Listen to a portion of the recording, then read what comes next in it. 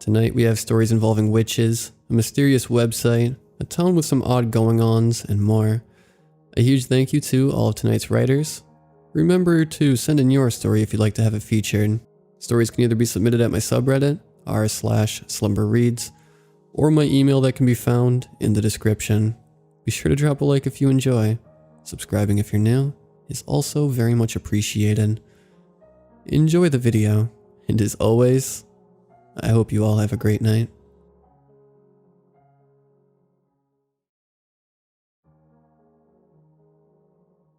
My sister lost her husband and son to a car accident last week. She moved back to our house and hasn't left her room since that accident. Only came out for dinner, but 2 days ago she came back to her senses. She was like the happy person she was before. We weren't disturbed by her sudden change. Quite relieved, actually. It probably just clicked for her that there were other things to care about other than her husband and child, I thought. Today, my teacher gave me work and I had to use the computer to complete it. Just some simple research algorithms and stuff. Our house only had one laptop, and it was in my sister's room. I went to open it only to find my sister forgot to log out of it and showed an article with the title, Contacting the Other World. My sister loves horror stories, so I didn't really think much about it and just closed it and did my research. It had been 3 weeks since she has recovered from the incident now. I had been hearing a man's voice from my sister's room, maybe a boyfriend. Moving on quite fast, I guess. I suspect it's someone my parents don't like, since she always does it secretly, never talks to us about it. I didn't really care much. As long as she's happy, I'm fine with it. Today, I was walking home. There was an ambulance in front of our house and police officers checking the scene. I started to panic as I see my mother crying while my father comforts her with a worrying expression. I asked what was wrong. My father just blankly told me that my sister decided to pursue death. I didn't understand. I thought she moved on. It has already been months since she recovered. I wanted to ask more, but my father just kept silent. We moved away from that place and had a funeral 2 weeks later. It was kinda hard for me. She was the only sibling I had after all. It's been 7 years. I'm 21 now. After visiting my sister's grave, my parents decided to sit me down in the living room and tell me what happened back then. It turns out when my parents went home, they smelled an awful smell coming from their daughter's room. They barged inside to see a scene that will later haunt them to this day.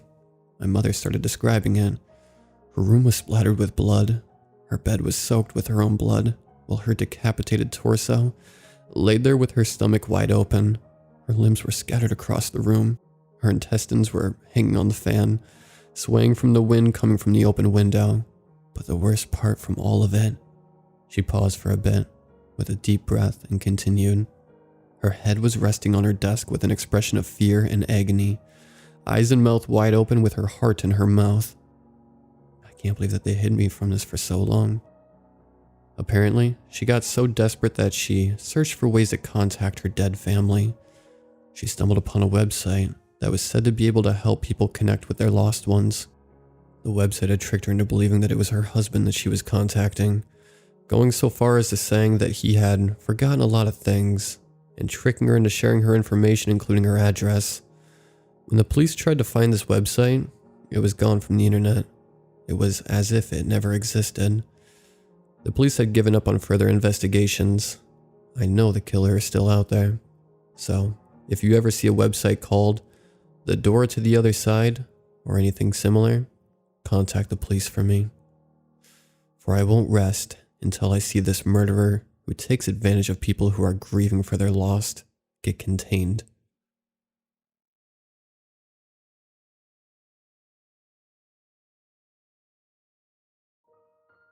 There are some woods behind our high school where weird stuff is said to happen. It is a dense tangle of a thicket that gives way to tall trees and various shrubs. Most of us stay away from it, aware of the stories and legends that surround it. Some kids report hearing whispers calling them in. Others say they have seen little people running amongst the shrubbery. People who have gone missing are said to be buried here. And of course, the school faculty scoffs at these suggestions.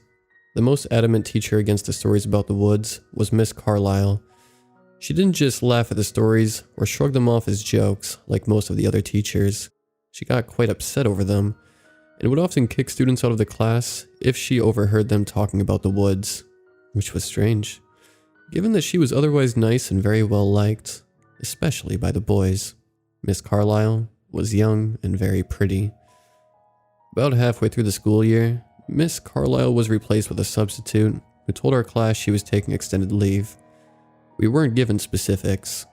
Jacob, my best friend, had a crush on Miss Carlyle.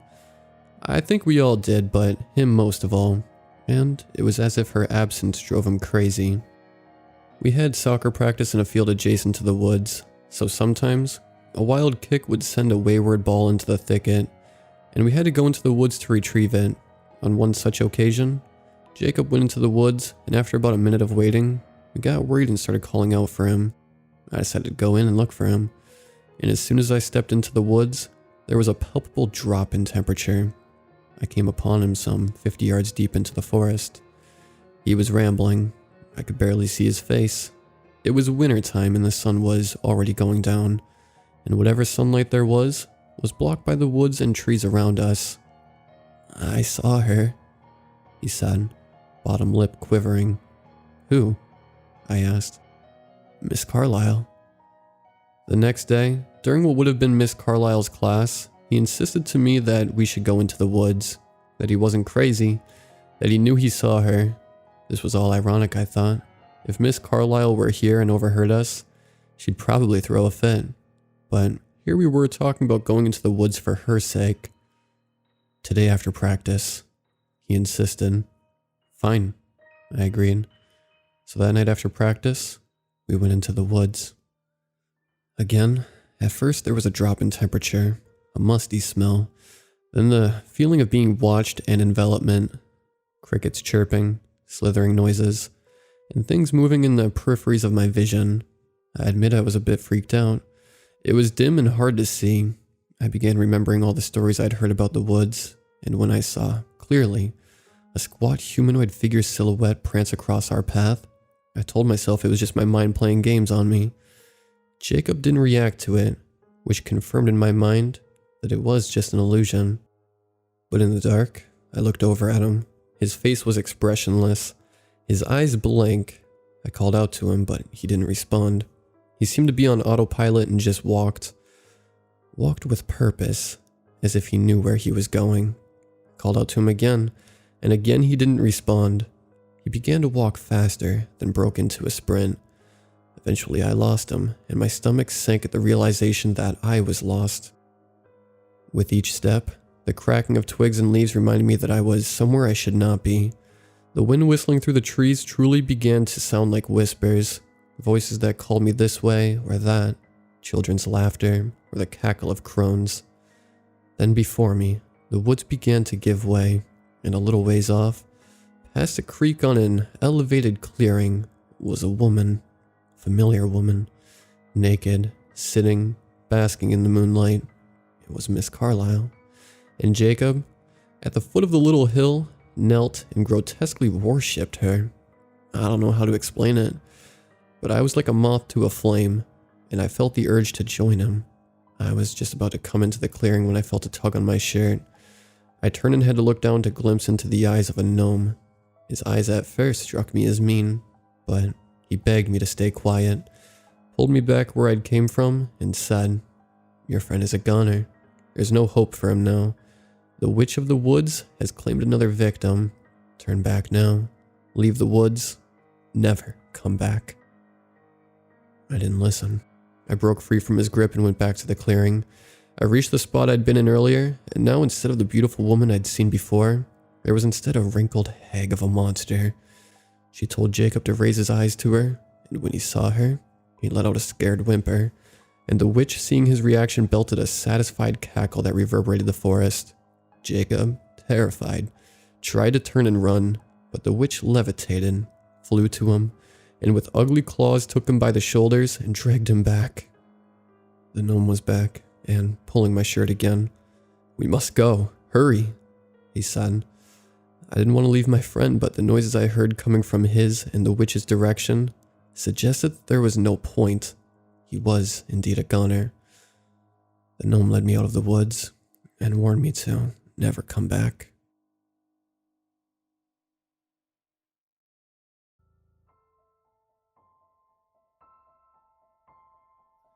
I don't sleep. I hate those little slices of death. Walter Reich. As I stood, frozen in place, thoughts dwelling in my mind about the inevitable choice I had to make, I knew that choice had to be made soon. With my right hand gently grasping my chin in thought, I knew my next decision was going to impact the next few minutes of my life in a way I could not explain to someone who wouldn't understand. I looked up slowly. My choice was made. You know what? Let's go ahead and throw both on there, I said with a grin. Both mayo and mustard, sir? The sandwich shop employee inquired. Yeah, my doctor says I need to bring my cholesterol down, but that sandwich is looking pretty sexy. I replied as I winked at the cute girl making my sandwich. She shook her head with a smile and resumed her work on my order. I collected my meal and found the most remote corner I could to resume my studies. A recent spike in mental illness cases brought me back to my small hometown I was raised in. At the age of 20, I received an offer for an internship that was far too good to pass up. I quickly accepted and made my way to New York City, where I would become the lead practitioner in the field of honorology over the preceding 2 decades.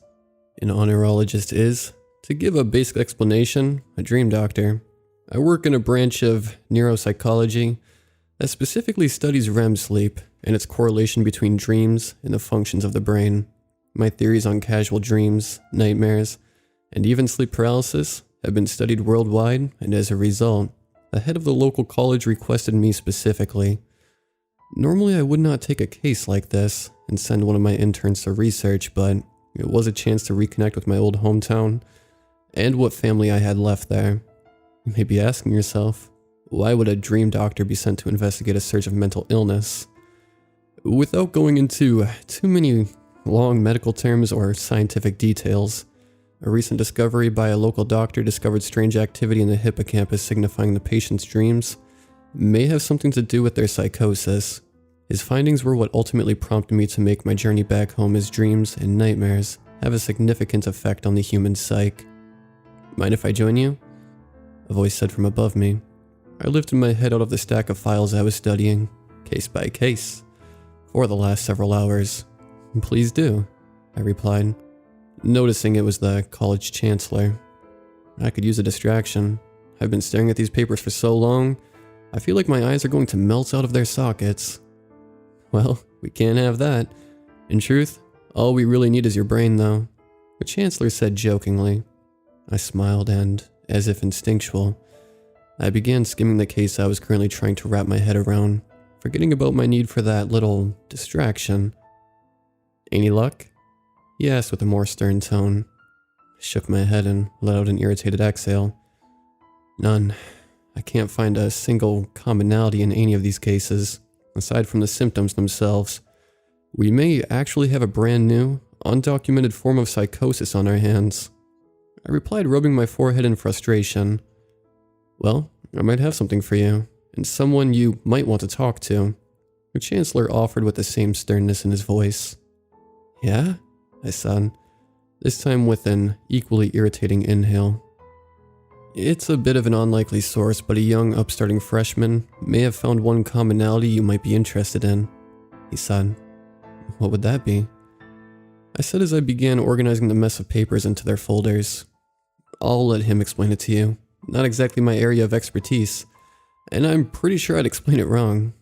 He explained in a more giggly voice. I nodded and finished packing up my research along with the half-eaten sandwich I'd all but forgotten about thanks to my studies. As we approached the school campus, an unusual scene caught our eyes.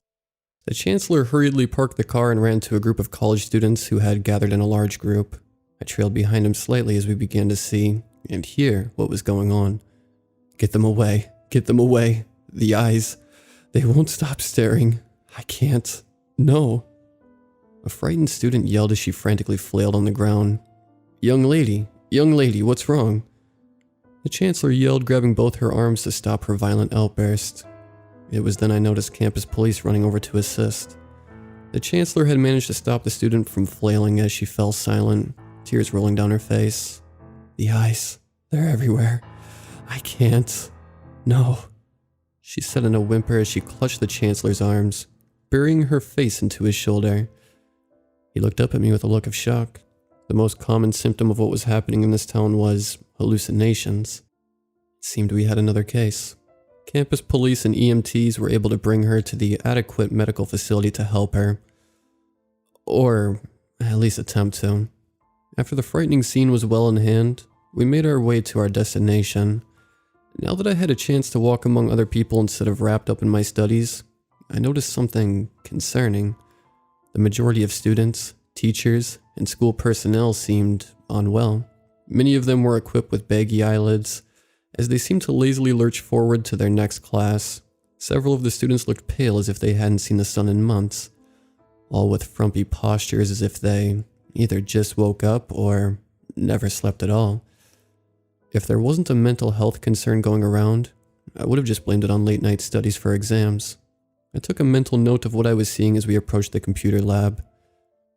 Twin computer screens looked back at me in the reflection of his thick glasses. The young man was intently gazed forward into his research. If he moved any closer to the screen, he probably would have knocked his monitor to the floor.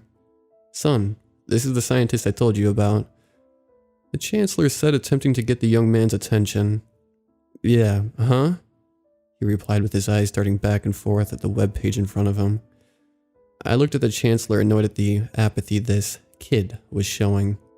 He shot back a grin as if he was expecting that response, and amused by the look I was giving him. "Would you care to explain to him what you told me?" he said, not removing the grin. An awkward silence filled the room for several seconds, followed by a quick, nasally retort. "This is not indicative of all reported cases, but I did find common grounds in a cluster of reported illnesses," he blurted in one hurried breath. "Some, not all. I've reported vicious nightmares." That doesn't seem to be a commonality if only some have nightmares. Sounds pretty normal, to be honest. I replied, about ready to give up on this kid.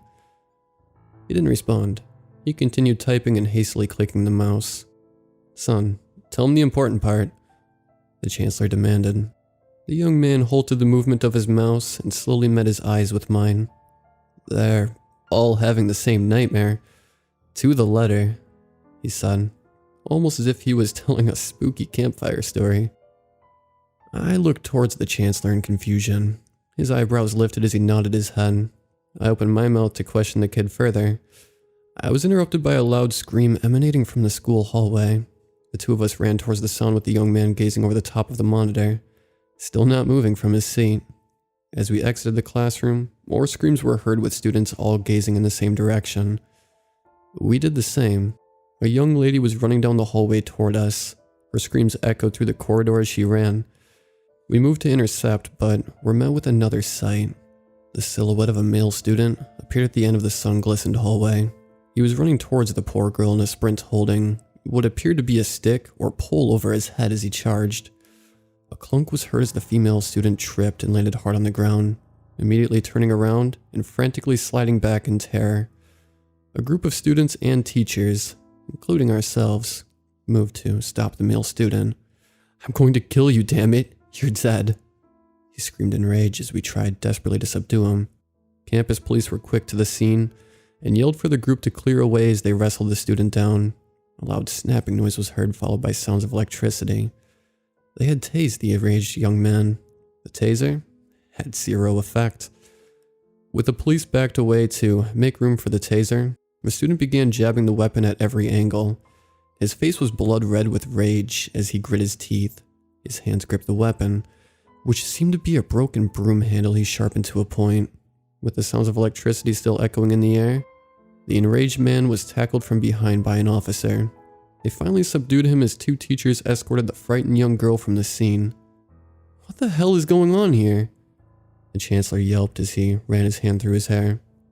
I slowly looked around at the crowd that had gathered. Sluggish, tired-looking faces lazily watched as the police hauled off the would-be attacker. As they left, the group dispersed in silence as they continued their day, almost unaffected by what had just happened. I know the term zombie is thrown around a lot to describe someone who is overworked and exhausted, but that term could not be more accurate here. I had to get to the bottom of this. This was no normal psychosis. My thoughts were filled with speculations as I drove to my next destination. A 10-minute drive seemed like 10 hours. as thoughts of the horrifying cases I was studying occupied my entire thought process. Every case had reported hallucinations.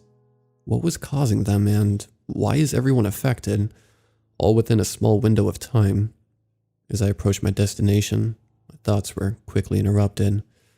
A tight grasp was felt around my neck. I gasped for air as I attempted to keep control of the vehicle. The grip sent an intense pain through my muscles, in my neck as I tried to fight off the attacker. In a fright, I glared towards the rearview mirror at who was choking me. It was the Chancellor. A devious grin glared back at me as I lost control of the wheel. The car broke into a spin as I now was using both hands to attempt to pull his increasingly strong grip from my throat. He wouldn't budge. The strength displayed was impossible. As I retched in pain and slowly accepted my defeat, the car came to a halt with the sound of screeching tires coming to an end. An entire quietness filled the air as I opened my clenched eyes. As I rubbed away the tears, I jumped forward and turned to the back seat. No one. The empty back seat was all I could stare at as I rubbed my neck, no longer in pain. Oh my God. I uttered under my breath at what I just realized. I'm not immune to what's happening here. Did I just have my own hallucination? My own psychosis? I turned to peer out of my windshield. I was facing the wrong direction into oncoming traffic. Luckily, an empty road was what sat in front of me. I slowly pressed the gas pedal to complete my trip. As I parked, I gazed into my mirror once again to an empty back seat. As I stared, I caught a glimpse of two baggy eyes paired with a pale complexion.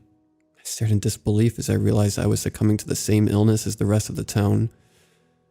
As I walked through the hospital hallways, I was met with more unusual sights and sounds.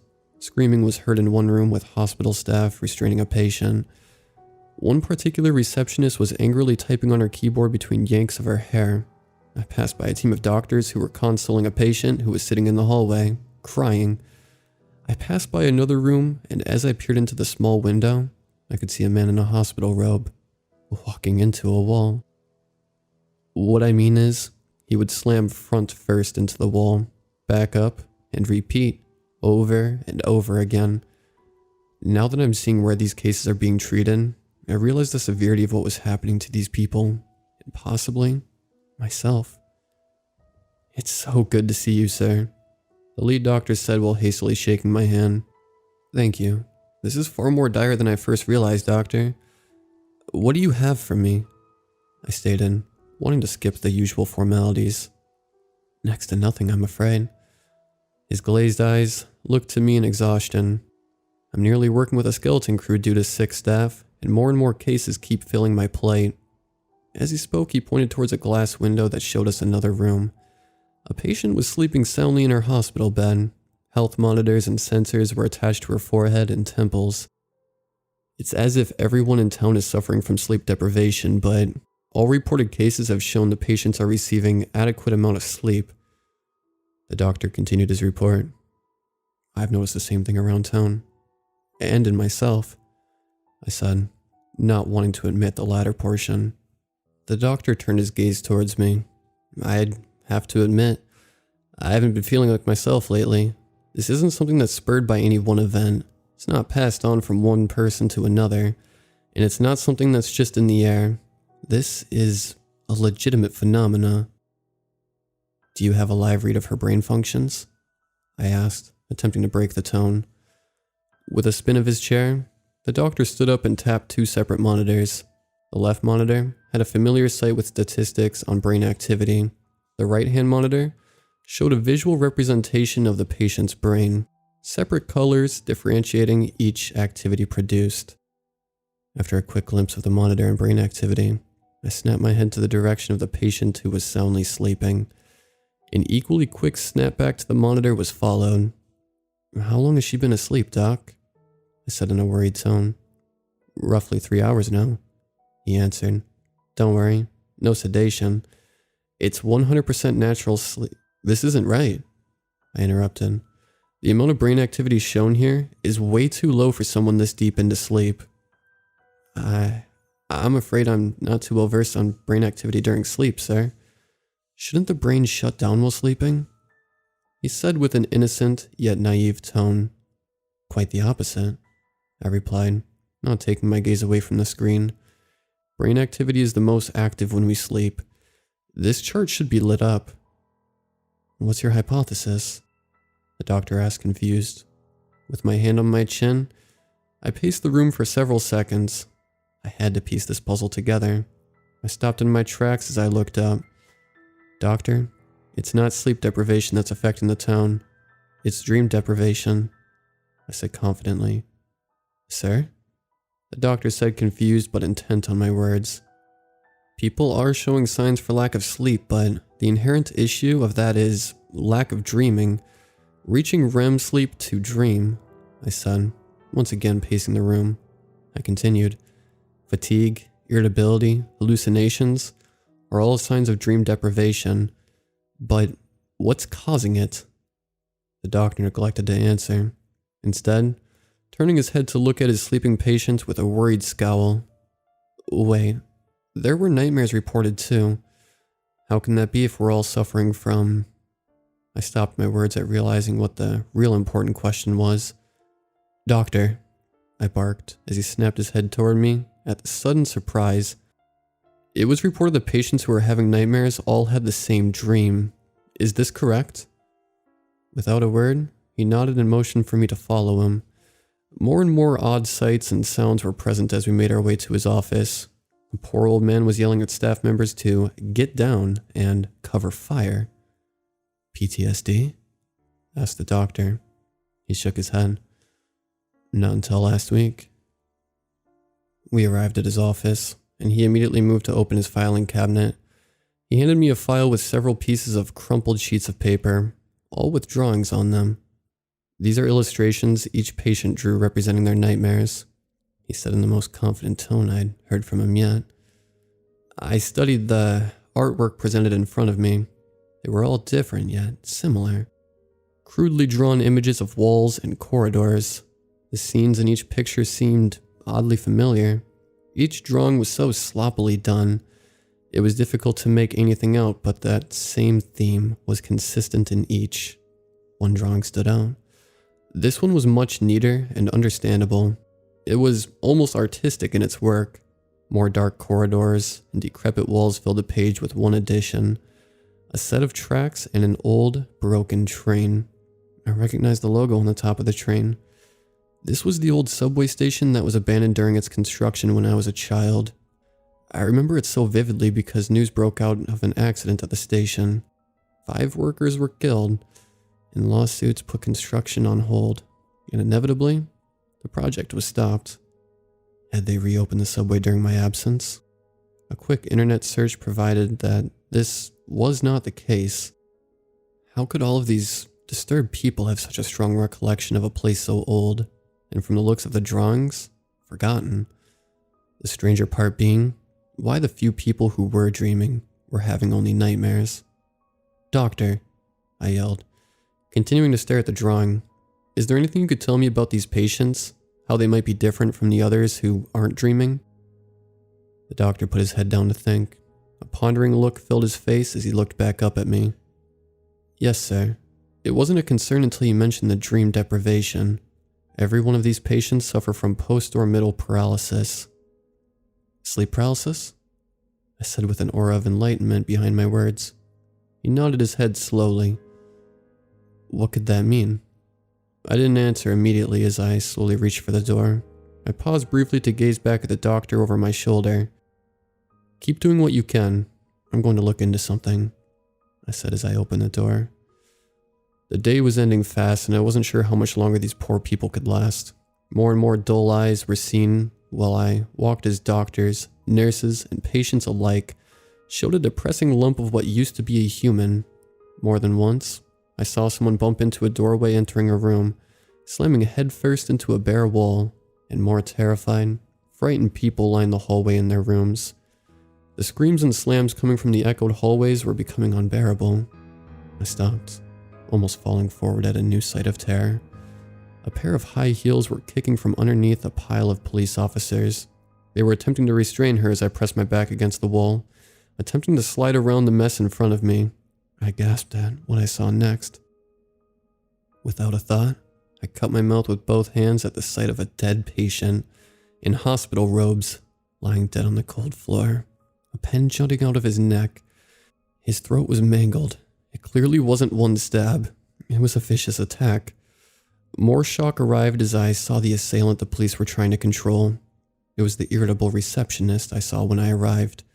She wasn't screaming or yelling. She was growling, as if possessed by some sort of wild animal. I made my way around the scene and left, awkwardly slamming my shoulder into the door frame. I stood in my hotel room, peering out of my window, not knowing what to do for my town. My request for a great view when I checked in turned out to be nothing I ended up wanting. Many people were seen wandering the streets, some talking to themselves, some yanking their hair, some hurtled down in fright. Despite the almost apocalyptic mess that was displayed in front of me, I felt a sense of safety being in my room at the top floor. I gazed down towards the immaculate drawing I had managed to borrow from the inept doctor. The longer I looked, the more I recognized from my childhood. This was too accurate. I don't know why these people were dreaming of this place, and why I had such a vivid recollection of that childhood memory, but I had to find out. A creaking sound was heard from behind me. I snapped around quickly, feeling the presence of someone in my room. I walked through my hotel room, checking every corner for what I just heard. Every time I checked one spot, more creaking was heard in another. I knew someone was here. I could feel it. I resigned my efforts to locate the source of the sound. I set the patient's drawing on my nightstand and began to undo my tie. More creaking, this time in all four corners of the room.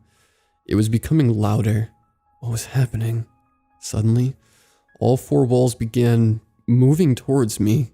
I panicked, screaming out loud as I watched four bare walls slowly creak towards me. One wall wasn't as bare, however. The window I had felt so safe from may be my only way out. I slammed my body against the window in a panic and began feeling for the lock. There was none. My panicked cries were quickly stopped as I looked outside. Dozens and dozens of the townspeople were staring at me. The pale gazes sent a fright through me I had no clue could be felt. "What do you want?" I screamed as the window pane echoed my cry back to me. "Go away, damn it! Go away!" I cowered to the ground and covered my ears as the creaking walls became unbearably loud. Quietness. I slowly pulled my hands from my ears and scanned the room. Everything was normal. Pictures on the wall, furniture in place, and no collapsing walls. My attention darted out of the window. The town was no longer staring at me. They were back to their disturbing behavior, which, is funny to say, was a relief. I looked down at my end table. The drawing looked back at me in an almost beckoning way. I quickly grabbed the picture and ran out the door. I knew what I had to do. Frozen in fear is more real to me, now more than ever. As I stood staring at it, the entrance to the old abandoned subway system, boarded up with several notes warning about making entry. I wasn't planning on heeding those warnings.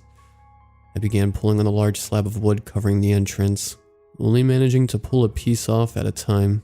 This was going to take a while, but I could feel myself slipping into madness as I swore I heard voices and footsteps behind me. Glimpsing back, there was of course nothing. I stopped my demolition project as I noticed something at the far end of the building. A glimmer of a solid metal surface was emanating from the reflection of moonlight. I approached it slowly. Down a very short flight of stairs was a door. It was a maintenance door. I didn't know what to expect as I reached for the doorknob, but I opened it. It wasn't locked. As I walked through the dark passageways and into the darkness and the depths of this place, I felt a sense of dread as if I was unwelcome here. I lit up the hallways with the light on my cell phone and peered into room after room I passed. Most were empty, some cluttered with junk. "Damn," I exclaimed as I approached it. An old, beat-up tram was slightly tilted off the track as I entered the large subway station. The entire place was colored in a rusty tan color with dirt and cobwebs strewn all over. Am I the first to visit this place since the incident? I walked the room for several minutes, gazing at the wonders in front of me. The darkness of the room was interrupted by a flicker of red. I saw it from the corner of my eye as I quickly turned to look. Flickers of red lined the walls inside of what appeared to be a sewer gate. I turned off my phone's light and moved towards the sewer entrance. I couldn't see a thing as I moved my head at different angles, peering down the small passageway. I came all this way. Should I go further? My adrenaline was at an all-time high and possibly the only reason for doing what I did. I grasped either side of the grate and pulled. It was remarkably easy to remove. It was almost impossible to move as I squeezed myself further and further into the small sewer entrance. After what seemed like an eternity, I finally made it to an open area. Another grate met me as if I was in a cage. This cage, though, led to a larger area. Flickers of a fire lit up the walls as I came to realize someone was down here, possibly a homeless person. I pulled myself slightly further to look into the room. There he sat, crouched down by the fire. The light from the flames only gave me a silhouette of a man in what appeared to be a long coat, or possibly robes. He stayed, crouched at the fire, quiet, eerily quiet. After a couple of minutes, he began to speak, very low and nearly inaudible. I tried to listen closely but was disappointed that he wasn't speaking English. I had no clue what language it was, but his words became louder and louder as he continued.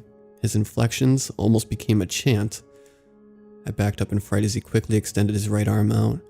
He was holding a curved knife. He stopped chanting. Did he hear me? Slowly, his left arm extended outwards. A small tree branch was all I could make out in the silhouette. He slowly placed the branch on the fire. I was almost mesmerized by what seemed to be a ritual. The man began standing up as he lifted both hands in the air. I winced in disgust as he sliced the palm of his own hand. He proceeded to let the blood drip onto the fire. Slowly, with head down, he walked away. I waited several minutes until I could no longer hear the crunching of his footsteps. I grasped my hand on the bars in front of me. They wiggled loose just as easily. I dropped to the floor much louder than expected as I ducked instinctively. He was gone. I placed the grate on the ground and began examining my surroundings. The fire was still lit as I could see the branch, covered in berries, burning in the flames. Further into the room, I saw something. A statue. It was small, about the size of a small dog. This was not man's best friend. The statue seemed to have a cat-like body and claws, tusks, and a snout similar to an elephant, fur covering its body and seemingly engulfed in golden flames. Coins and jewelry were underneath the statue in a small bowl. There was writing engraved on a place underneath it. It was in Asian language. A sharp pain struck me fast as the side of my neck burned in pain. I grabbed my neck quickly and spun around. The dark form tackled me to the ground. He began yelling in the unknown language in rage as I tried fighting him off. He was much stronger than me. I could barely resist. For some reason, during the struggle, even though I didn't understand him, he kept repeating the same words. Fukushu and Raku were the only two I could easily make out as his rants continued. As I felt myself being more and more overpowered, a dizziness began to set in as I slowly blacked out. The last thing I remember is the face. An angry face of an Asian man. Red flickers from the flames lit him up almost as if I was in hell. I remember the dream I had vividly. I don't usually remember dreams at all, but this one will be with me forever. The empty, old train in the station was directly in front of me. I looked down at my feet to notice I was off the ground. A quick look above me saw a rusty chain hanging from the wall. I felt my neck where the man had hurt me. Chains. The chains were around my neck and I was hanging. No pain, no death. I was not alone. I looked around at dozens upon dozens of more people, all in the same predicament. Some were crying. I could almost hear the teardrops hit the ground as the silence was deafening. A growling was heard from the darkness down the train tunnel. No one moved. They continued their sobs.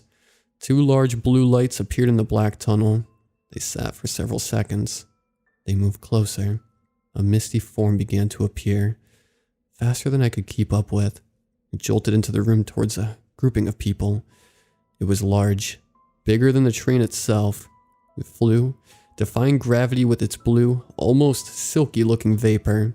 Its tail whipped back and forth as I witnessed its claw grab a victim's head.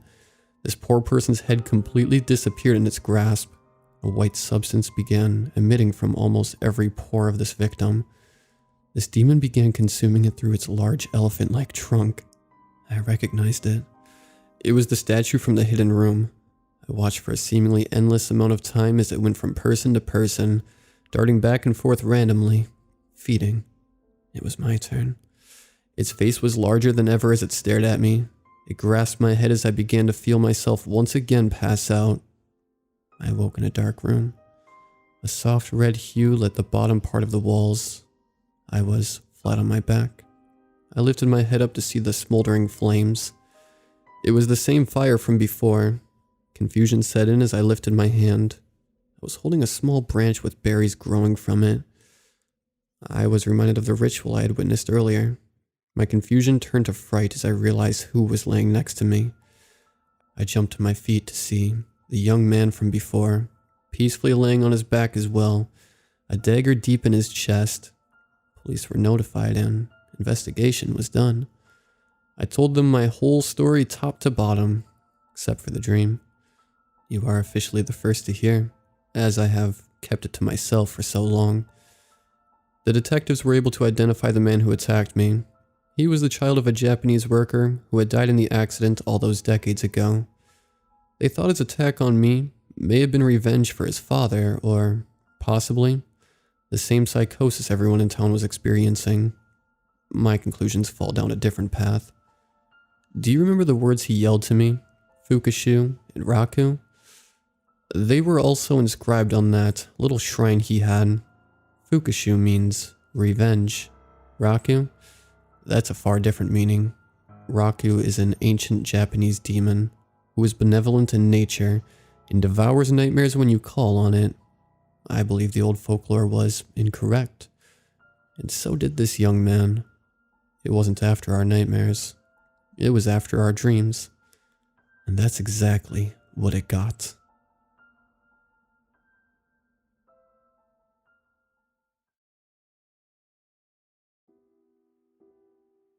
And that's it. Think you got it? Yeah, I think I do, Beth said. Bethany Ann had been searching for work for about a month now. With bills piling up, she couldn't just sit and wait for luck to happen. And that is exactly what happens when Beth found this ad at a local cafe one morning. Help needed. Looking for someone to watch over my house. That's all the ad said as it hung on the postboard in the cafe. It was a very strange ad, but Beth had heard of people being paid to watch over houses before. Sure, she heard of some strange and scary stories detailing house-sitting jobs. But with the pay the man was offering, she didn't want to lose it. The man in question was Michael Townley. He had been searching for someone to watch his home for quite a while. He had a hard time looking until he posted his ad in the cafe. Upon getting Beth's call, he was happy to finally have someone interested. He told her to come right over that Monday so he could go over everything she had to do. After going over the entire house and all the details of the job, Michael and Beth sat in his kitchen going over the final details. Steam rose from their cups of coffee and tea. Beth hated coffee. Michael took a deep gulp of his coffee. A satisfying awe exited his lips. Well, that's everything. I should be back within a month. Heck, if I come back and see you did a good job, I might even ask you to come back again. Thank you, Mr. Townley. I really needed this. Looking for work has been kind of stressful. I still hate myself for losing my last job. Hey, you can call me Mike, and I know how it goes. It took me years to get this job, and now that I have it, it's like I'm hardly ever home. Mike let out a hearty laugh. I guess having a job like yours, having a home is luxury, Beth said. You can say that. Mike finished his cup of coffee. He stared out the window next to him. My line of work has me going everywhere. There are places I go that I can't begin to explain. He said softly, almost in a way so Beth couldn't really hear him. He paused for a moment and turned to see Beth staring at him confused. He chuckled. Anyway, I'll be gone for a month. I'll give you half of the pay now so you can have money for food and all that. You can stay in this house while I'm gone. But if you do go home, just make sure to lock it all up. Oh, and make sure the stove is off. Mike chuckled. Beth whipped up a smile. Don't worry, I won't let that happen. She turns her face away to the side. I can't cook anyway, she muttered under her breath. You say something? Oh, no, nothing at all. Mike walked over to the front door, holding it open for Beth. Well, I still need to get ready, so be here at 6 a.m. on Monday. That early? Yeah, early flight, Mike said. Have a good day. Same to you. The door shut behind Beth. Without Mike around, Beth let out a shout of joy.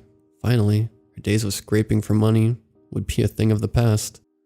Monday came fast and Beth rushed right over to Mike's house. At the front door, Beth checked herself. Seeing her messy bedhead, she quickly brushed down her hair, freezing at the sound of the door creaking open. She grew red at the sound of Mike's chuckle. Not an early riser, huh? Mike said with a smile. Sorry. I almost slept through my alarm. Sorry for being so late. Mike held open the door. No, come in. Beth wheeled her suitcase into the living room and stood right in the hallway. Mike gathered up his belongings, making his way out the door. Yet he froze before taking a single step outside. Oh, right, he said, and turned to Beth. Hey, follow me into the kitchen. Beth followed Mike into the kitchen, coming to a stop at the island counter. Mike pulled out a tall glass, placing it in the middle of the island. He reached into the fridge, pulling out a jug of milk. He filled up the glass to the rim. He shoved the jug of milk away into the back of the fridge. He reached into a counter, pulling out a plastic cover to which he used to cover the top of the glass. Beth raised an eyebrow at all of this. Just what was he doing? Was this to explain to her that this was all the milk she was getting? Mike looked up, flashing that same smile he had been giving her all this time. Alright, so I know I gave you rules to follow, but those are just simple normal things people know. Clean the house, make sure things are locked up, stove is off, etc, etc.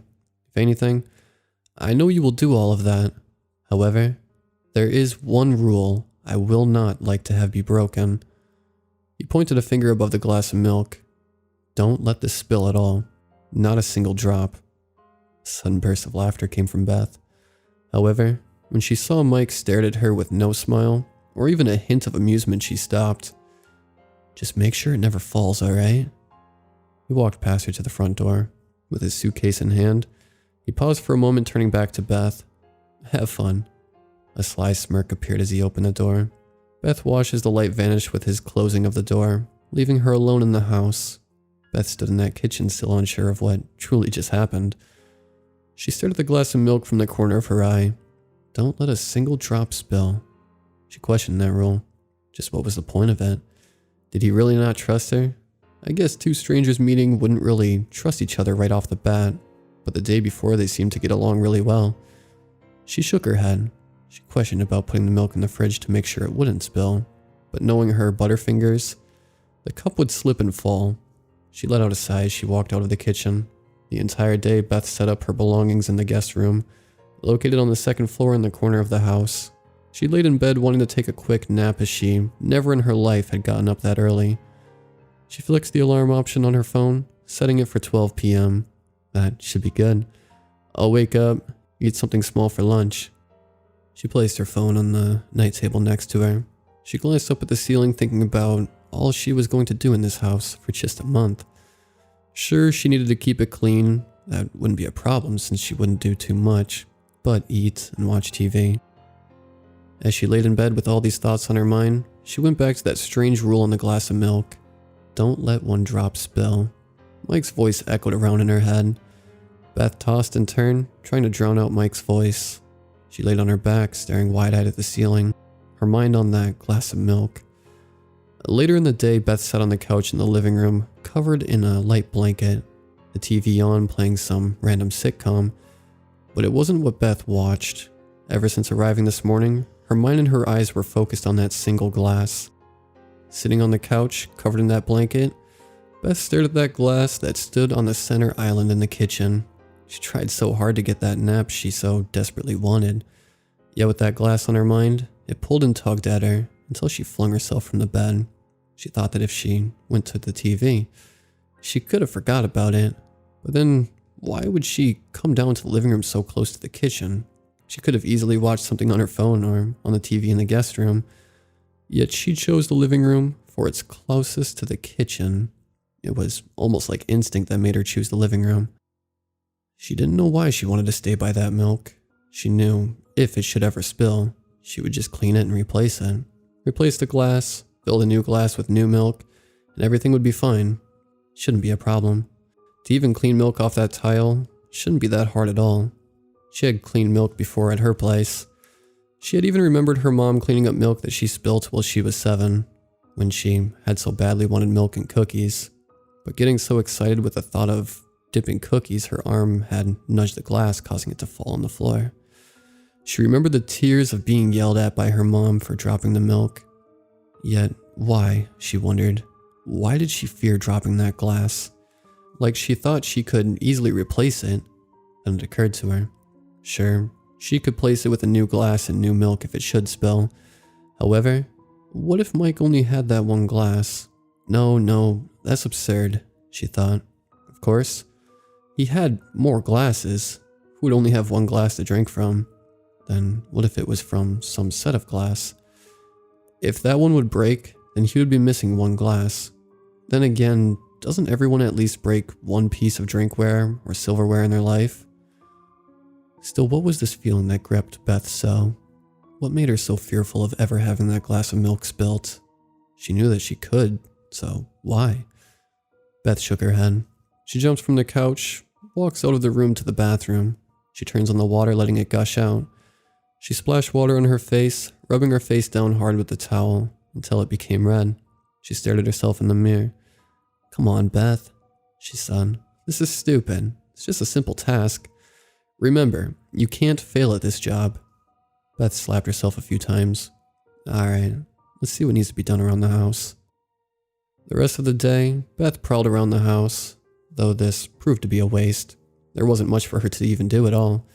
The house was a 2-story home, but wasn't that much bigger. The power of city trying to squeeze 10 homes into one piece of land. Strange though, Beth thought, for even though Mike was the only one who owned this home, there should have at least been some kind of work that needed to be done. Yet there was nothing. The house appeared just like a model home, no signs of anyone living there. She began to think it was strange, but remembered that Mike said his job keeps him away. Beth sighed. She leaned against a wall in the hallway. Pulling out her phone, Beth scrolled through the social media sites she frequents. She thought about going out after seeing an ad from one of her favorite stores, having a huge sale. Yet something tugged at her in the back of her mind. That damn glass of milk. Maybe if I put it in the fridge before I leave, she said. She stepped into the kitchen, her eyes focused on that glass of milk. Should be fine. She opens the fridge door, only to see it stuffed to capacity. What the hell? Beth stared at the contents inside. There's no way I can stuff it in there. Even if I made the smallest amount of room, it wouldn't fit. She slammed the fridge door shut, turning right around to stare at the glass. Who keeps their fridge that full? Beth shook her head. She glanced once more at the glass of milk before leaving the kitchen. Weeks had passed as Beth stayed in that house. She had not done much, but keep herself focused on that glass of milk. She sat on that same spot on the couch with herself covered in blankets, except for her face. Her eyes staring into the kitchen at the glass. Though this strange behavior had stopped her from doing anything, it did bring her some comfort knowing that she didn't have to clean up anything at all. Though she did use the restroom and eat, she mostly just sat on that spot in the kitchen. She found it to be the only place she could wash the glass without any interruptions. Suddenly her phone blared. It caught her by surprise that she nearly fell off the couch. Without moving her eyes, she answered. Hello? Beth. A loud feminine voice echoed. Hey girl, what have you been up to? I haven't heard from you in like 4 weeks. Oh yeah, I'm fine. I'm just busy with work. Work? Oh. Yeah, you did say you were house sitting for some guy. I'm surprised you did something like that. I would be too scared to do that, girl. Yeah, Beth said with a forced smile. So, Katrina, did you need something? No, I just wanted to check up on you. Like I said, I hadn't heard from you in weeks. Sorry, I've just been busy. You know, housework and all. Look, even if that is a big house, you shouldn't need that much work. Dang, girl. Don't tell me you've been in that house for that long. Why don't you come join me for a night out? Beth pausing, thinking about leaving the house. She and Katrina had gone out many times to party at clubs. She thought back to the night when a guy tried to get fresh with them, only for Katrina to knee him right in the crotch. Oh, how the two of them laugh and laugh after that night. Hey, you still there? Katrina asked. Beth snipped out of her past. Oh yeah, I'm here, sorry. She stared at the glass of milk. I don't think I'll be able to go out. I didn't get enough sleep last night. I'm going to go crazy if you stay in that house too much. Stop it. It's just for a month. Beth turned away from the glass. She held up the remote, flicking on the TV. However, her left eye looked back to the glass. I'm fine. Hey, I got an idea. How about I grab some drinks and food and come over? Beth froze. What? I don't want the house to get messy. Oh, come on. You have enough days left to clean. Besides, it'll just be the two of us. But... Katrina pushed back. No buts. Coming over. What's the address? Beth sighed. Fine. An hour passed and Beth rushed to the door upon hearing the doorbell. Katrina made herself inside, carrying a plastic bag and a six-pack. Man, it feels good to see you. Katrina gave the hug that one gives when they can't use their arms. Where can I put this at? Oh, Katrina, how about we... Beth was interrupted by Katrina's extreme gasp. Jesus, girl, I thought the house was huge from the inside, but it's kind of small inside, isn't it? Weird. She said. Yeah, let me take those. I'll put those somewhere where they can't get in the way. Katrina held up an eyebrow. What are you talking about? Just show me to the kitchen. Beth reached out to the bags. No, I got it. Katrina released her grip on the bags, letting Beth take them in a huff. She followed Beth in the kitchen. Are you alright? You're acting weird, Katrina asked. Sorry, it's just, I don't want to get the place dirty, that's all. Beth said with a wiry smile. I see. Once Katrina stepped into the kitchen, she couldn't believe how nice it was. Oh my, I wish I had something like this at home. There's enough room for a whole group of people, she said. Al, my kitchen's so small, it gets full with just me. She let out a big, jolly laugh. Beth chuckled softly. Yeah, that's true. Beth went ahead, placing the bags on the counter away from the island. Katrina continued to look around the kitchen, that is, when she eyed the glass of milk sitting by itself. Hey, what's this? She held up the glass. Beth suddenly froze in terror. Hey, put that back down. Katrina cocked her head in shock. I'm just looking at it. No need to get upset. Just curious why you have a glass of milk by itself. Katrina shook the glass. Damn, girl. How long have you left this out?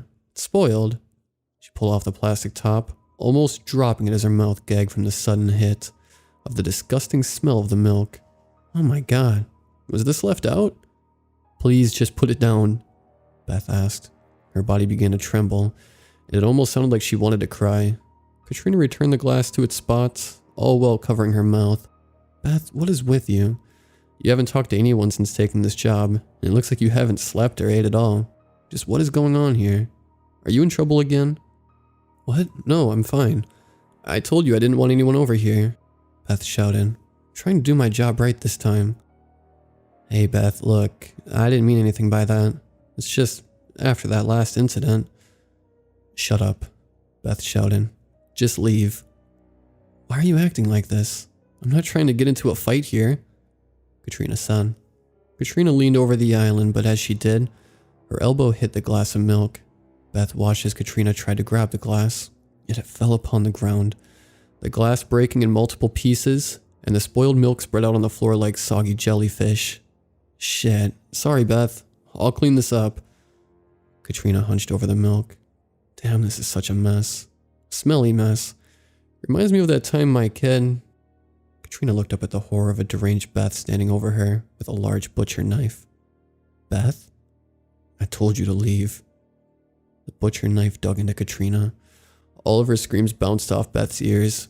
Beth stood up from Katrina's stabbed, lifeless body, her hands shaking with all the emotions one would have after performing such an act.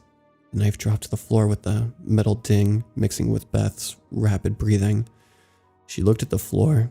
Katrina's blood splattered all over, with some even mixing with the jelly-like milk. She held onto her mouth before forcing her hand away to spew out the same jelly-like substance from her mouth. What had she done? Why had she done it? Katrina had been her best friend for many years, and yet she killed her. Beth walked back, hitting her back against the counter. With all the emotions in her, she burst out in tears, slumping down to the filthy ground below. So, she was found with the body? Female doctor walked alongside a male doctor in a long white corridor. Her curly brown hair bounced as the glasses reflected the lights in the hall. Yeah, apparently the woman she had killed was reported missing by her husband. After a long search, they discovered she went to visit her friend at that house, the male doctor's son. He scrolled over files on the clipboard. You mean the house that was abandoned? The female doctor shook her head. I wonder what she was doing there.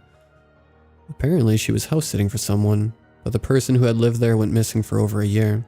Only their belongings were left. I'm sure she broke in and settled. Poor girl. Didn't she also have a mental breakdown at her job before? Yeah, that was record from a statement her friend's husband made. She broke down and started breaking things. The male doctor stopped at a door numbered 91. The slit open part of the door only allowed him to look inside. Sad world. A lot of people go undiagnosed with mental illness. Yet here she'll get all the help she needs. The male doctor eyed Beth as she sat in the fetal position. She was face against the corner of the room, staring off into space.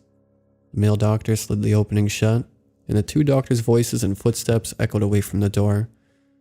I told her to leave, Beth said. I told her I had to clean it up. I had to keep it clean. Funny. Mike's voice entered her ears. Suddenly, Beth felt Mike's arms wrap around her neck. She felt his hand brush through her hair. She could feel the warmth of his breath. You really put on a show for me. He chuckled and began to twirl one of his fingers through her hair. Mike, is that you? Beth asked, with her voice almost cracking. Shh, he said. Just relax. You did your job. But Beth's eyes filled with tears. I killed her. I killed Katrina. Yeah, I know, Mike said. I can't believe I did that. How could I? She was my friend. My best friend. Oh, don't play coy. You know what you did. Mike's voice grew deeper. But I didn't, Beth said. I didn't know. Beth reached up to her head, covering her face. I didn't want to kill her. But you did. That's how all you humans are. The calm collectedness of Mike's voice changed into a deep, static, grainy voice. You humans are all the same. If you are given one thought, you lot grow it all out of proportion. But you told me to keep your home clean, to make sure it never got dirty. I didn't mean for that to happen. It's just, she made that mess by dropping that glass. Yes, she did. But you killed her for it. You went above the normality of the situation and feared what would happen. You humans are fun and interesting. Just thinking about the situation made it so much more fun to watch. Mike let out a terrifying laughter that sent shivers through Beth's body. Just thinking about how you kill your friend over spilt milk is so funny. Beth turned around with flowing tears, ready to shout at Mike, but paused. What she saw before her was no man. She didn't even want to call what she saw Mike anymore. A thing of features unknown to her. Its laughter and eyes shook her so much that she backed further into that corner, holding her head down, shaking back and forth. No. Her screaming was so loud that the doctors rushed inside to see what was the matter. Beth saw the open door and tried to push past the doctors, but failed. One ordered for a sedative, all while she kicked and screamed. The horrifying, unspeakable feature that was once called Mike was invisible to all but Beth. She cried and begged to be free, all while he laughed at her misery.